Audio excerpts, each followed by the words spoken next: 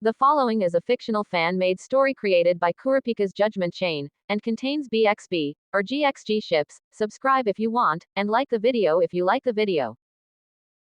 At the Freecess residence, Gon opened the front door to his party guests, who all arrived at the same time, so I can play a short montage of everyone's Halloween costumes with some appropriately themed Halloween music. Images will be posted in the community section on my channel if you want to screenshot.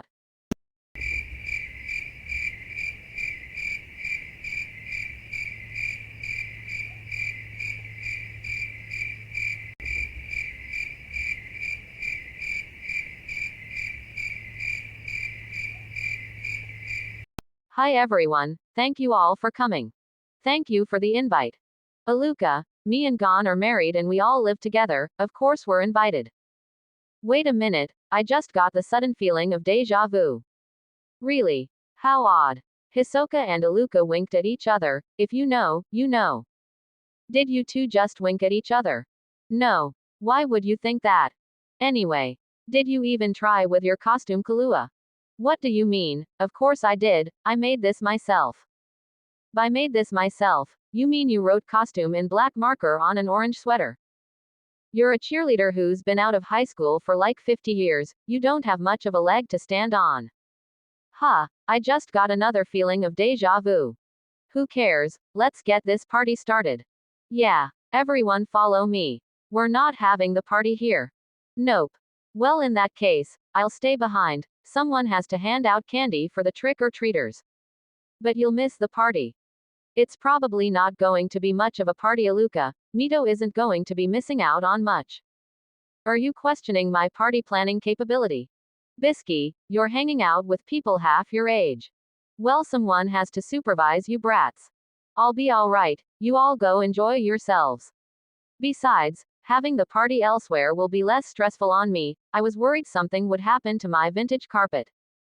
Mito, none of us here would willingly do anything to ruin your beautiful rug. Exactly. You two are acting strangely. I don't know what you're talking about. Can we go now? Everyone made their way to Gon's selected location for his party, being the local graveyard. Gon, why have you brought us to the graveyard? So we can use this. Gon reached behind his back and pulled out a Ouija board. Where were you hiding that? Did you pull that out of your ass or something? No. Gon, we're not using that thing. You're not, you can just supervise us. Bisky rolled her eyes. Is this a spirit board, like the ones used to contact the dead? Yes, it is. Count me in. Count me out, I'm not touching that thing. Really, Hisoka, I thought you would be interested in something like this. Hisoka likely has a lot of angry spirits lurking around him. You probably have double the hauntings Hisoka would have Crollo. Well, who's in and who's out? We wanna get this thing started. I'm in. Shalnark, along with the other living Phantom Troop members, appeared seemingly out of thin air. Speaking of hauntings, what brings you guys to Whale Island? Plot convenience. What? We're trick-or-treating. But where are your costumes? There's no need for a costume with these people, they're already monsters. Oh, I'm so hurt. Let me guess, you're stealing candy from children. Now where's the fun in that? We're breaking into people's homes and stealing their candy. And some jewelry. Why am I not surprised? Why are you in that raggedy costume, chain user? Says the guy dressed like a mummy year-round. Rude. It was probably the only costume they had in his size. God forbid a man likes a movie franchise. So crap, Pika, you gonna use the spirit board to talk to your dead family? Maybe I'll use it to ask your dead boyfriend how hell is treating him. Wow, not cool. I'm going to set up the Ouija board now. Tired of the bickering, Gon set up the Ouija board up on a tree stump conveniently located nearby. So, before we start, we need to make sure everyone knows the rules. Once everyone touches the planchette, we must not break the circle until we say goodbye, got it? What would happen if we broke the circle without saying goodbye? That would leave the portal to the afterlife open, and something could follow you home after. Understood. She's not afraid of that. We're not afraid of anything. Gon, Kahlua, Aluka, Kaluto, Kurapika and Shalnark knelt down and touched their fingertips on the planchette as everyone else stood around to watch. So, how do we start? I believe we're meant to move the planchette in a circle to ask a question, then stop when we're done. Do we go clockwise or counterclockwise? Either way is fine, I think. Let's just go clockwise. Which way is clockwise? Right. No, it's left. No, it's right, idiot. Maybe it depends on which way you're facing. But that means it's my left and your right. That's still the same direction. Hey, which is which? I'm starting the game, everyone just follow my hands. Fed up with this BS, Kaluto moved the planchette with her fingertips in a circular motion, the others followed her movements. Is there anyone here that would like to communicate with us? Everyone held the planchette still and waited for a moment. Nothing's happening. Obviously. Hey, don't get mouthy with my sister. That's Dakota's job. What? Ignore the clown, try asking the board again. I'm a magician. Once again they moved the planchette in a circular motion. Are there any spirits here who wish to come forward? They stopped the circling once again to wait for an answer. This feels too suddenly. The planchette jolted across the board and landed perfectly over yes. Oh my god, oh my god, oh my god. Kaluto, ask another question. Okay. Everyone moved the planchette in a circle once again. What is your name? Once still, the planchette slowly began moving around the board. Y-O-U-R-A-B-I-T-C, oh for God's sakes, Shalnark. Shalnark began laughing hysterically as his hands left the planchette to clutch his stomach. Hey, you broke the circle, Shalnark. And it's not your. I wouldn't expect a criminal to know the difference. That was pretty immature, Shalnark. You guys have no sense of humor. By the way, Gon, this party kinda sucks. Well, I didn't want to use a Ouija board in Aunt Mito's home. Suddenly the ground began to shake. Everyone's attention is drawn towards a patch of dirt rising up as if someone or something was about to exit the earth. What the hell is happening? A large dirty hand shot out of the ground, making everyone jump in horror. The hand grabbed onto the grass nearby as if it was pulling someone out from below. Finally, the top of someone's head popped out, revealing Uvogan as his face emerged from the hole, looking perfectly alive. Uvo. How did I get here? No fucking way. Uvogan shook the dirt from his hair and coughed a few times to clear his throat as he fully stepped out of the ground. Why am I covered in dirt? Uvogan. Shalnark ran over to Uvogan and hugged him tightly while crying loudly. Everyone else looked on in stunned silence. I missed you so much. Why are you crying?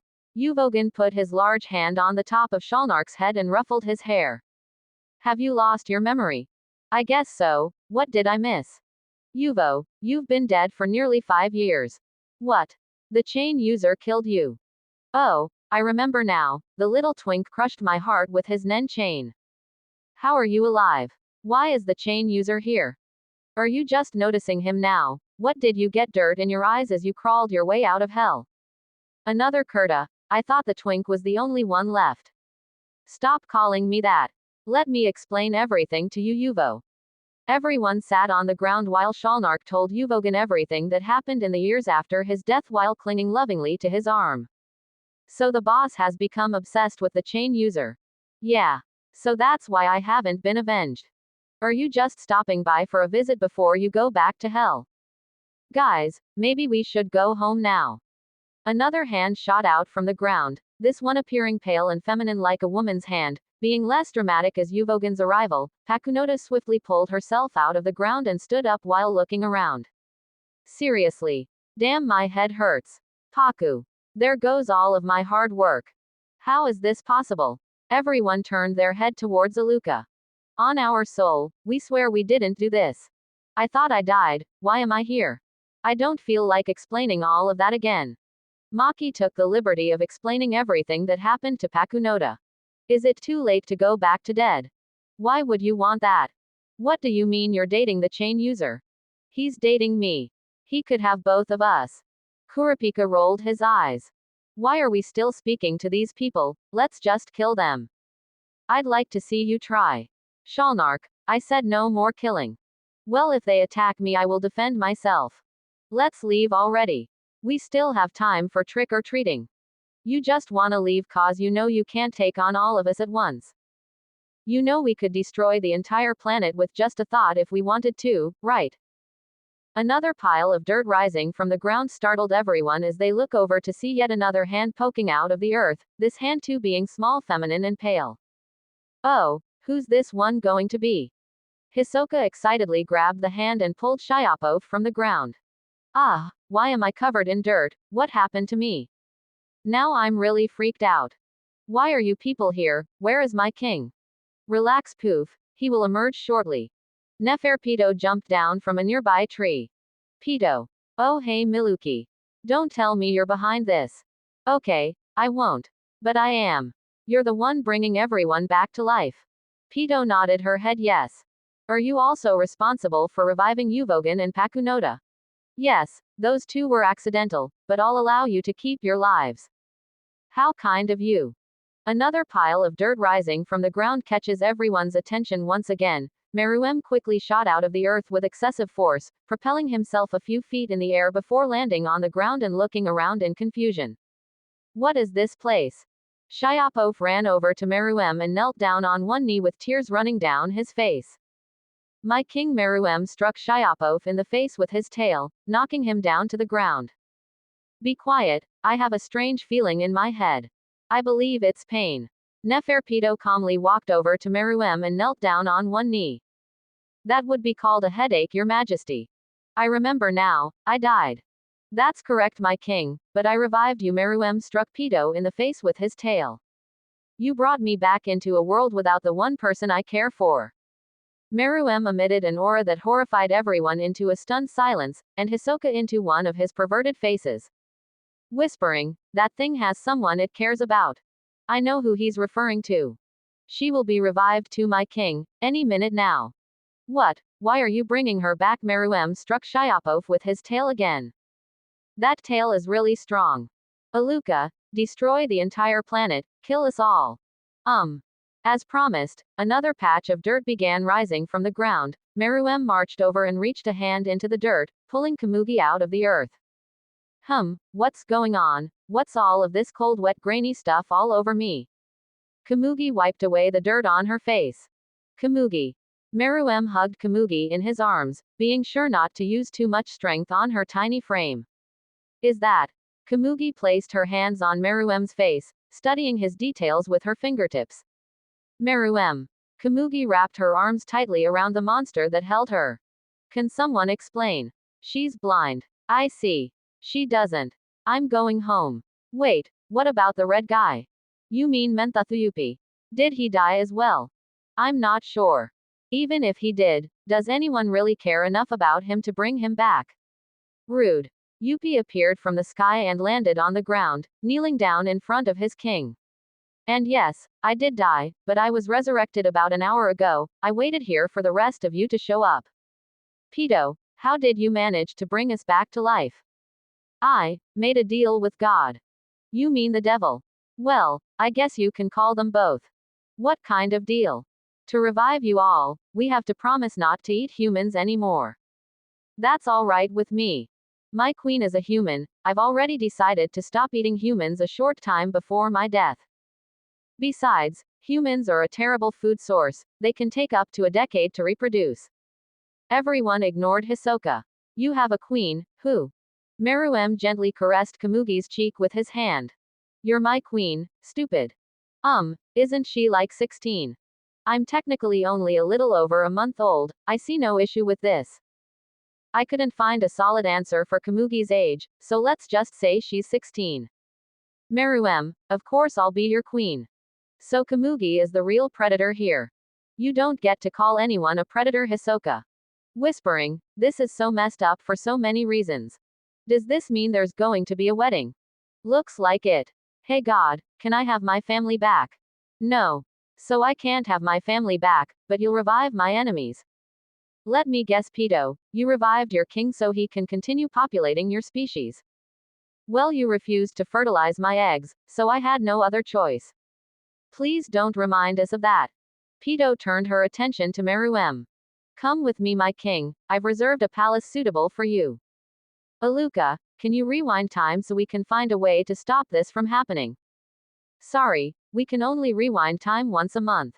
When did you last rewind time? Don't worry about that. Ignoring everyone else, Meruem lifted Kamugi in his arms and was carried away by Yuppie. Pito followed closely behind with Poof carrying her towards their unknown destination. This Halloween has been very entertaining. If we're not going to do anything about the bugs, can we at least go trick-or-treating? Bugs meaning the spiders and chimera ants. I'm okay with that. So nobody cares about me and Paku anymore. Shalnark took Yuvogan's arm. Come on, let's go get some beers.